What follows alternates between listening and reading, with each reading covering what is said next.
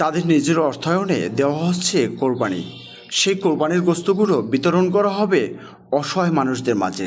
এবং গরিব অসহায় মানুষের মাঝে আমরা গরুর গোস্ত বিতরণ করব। সকল অসহায় মানুষদের পাশে অটলভাবে দাঁড়িয়ে থাকেন এই সংগঠনের মানুষগুলো।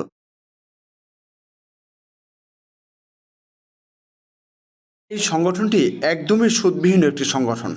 এখানে নেই কোনো ঋণদান কর্মসূচি, নেই কোনো অসামাজিক কার্যকলাপ। পরিশ্রমের মাধ্যমে আজকে আমরা একটা এই ৫ নং কাকরাবিন ইউনিয়নে গরিব এবং অসহায় এবং সদস্যদের মাঝে কোরবানি গোস্ত বিতরণ করার একটা উদ্যোগ নিয়েছি। গরু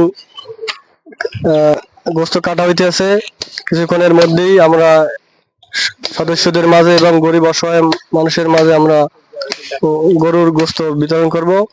সবাইকে সকল সদস্য নিজস্ব অর্থায়নে সামাজিক কর্মকাণ্ডের সাথে জড়িয়ে রয়েছেন। সকল অসহায় মানুষদের পাশে অটলভাবে দাঁড়িয়ে থাকেন এই সংগঠনের মানুষগুলো।